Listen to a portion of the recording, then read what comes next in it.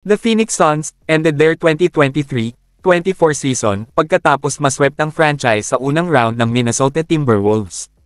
After constructing ang isa sa mga most expensive na roster sa history at e-trade ang bawat draft asset hanggang 2031, nahaharap ang Suns sa impossible task of retooling sa roster na ito ng walang asset. Ngunit they could reset their books kung e-trade nila si Kevin Durant. Ang OKC Thunder ay may isang 1 foot in the second round ngunit may a lot of space para gawin ang kanilang roster dynasty caliber sa pamamagitan ng pagbabalik ng isang veteran na hindi kailanman nanalo ng titulo sa franchise. Maaaring iniwan ni Durant ang OKC para to chase titles in 2017, but he could be the piece that completes the maturation ng kanilang young core into champions.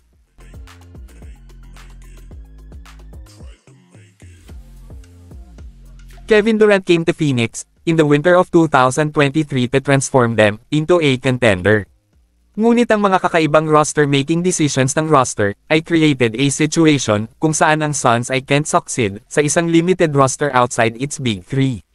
Binibigyang daan sila ng deal na ito na recoup assets habang acquiring some young pieces na magagamit nila para i-retool ang core sa paligid ni Devin Booker. Karamihan sa kanilang rotation ay nasa 1-year minimum contracts, so starters need to be moved.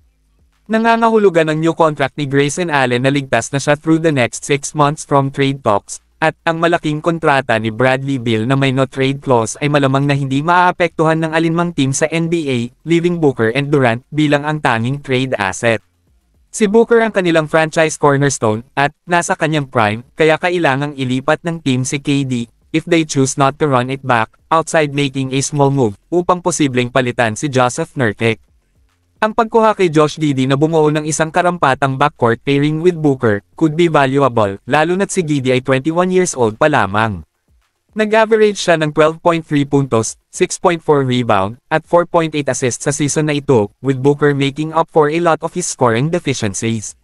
Si Lu Dort ay isang winning piece na maaaring i-deploy kaagad ng Suns all across the front court. He's one of the best defenders sa NBA at maaaring ang the biggest loss in this deal. Nag-average siya ng 10.9 puntos at 3.6 rebounds sa season na ito at isa siyang winning piece the Suns would be ecstatic to get. Si Aaron Wiggins ay isa pa ring rising youngster, but his versatility at production ay magiging inspirasyon para sa Phoenix. Ang pagkuha ng mga players with 3 picks ay ang best na magagawa ng Phoenix.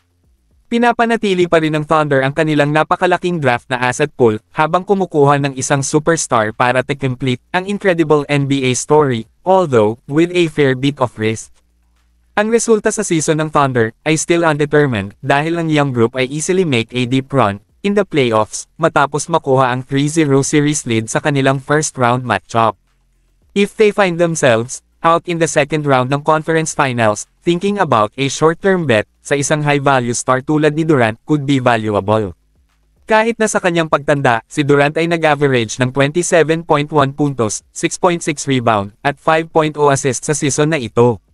Siya ay napatunayang isang malleable off-ball player who can fit into any offensive system. Gumagana lang ang trade na ito, if Durant buys into the new culture at OKC, at susundin niya ang pangunguna ni Shai Gilgeous-Alexander, na tinanggap ng lahat bilang team leader. Durant is known to be better off when he's expected to hoop, and not lead, dahil ang kanyang veteranong presensya on the court, ay providing an option that makes their existing roster absolutely lethal.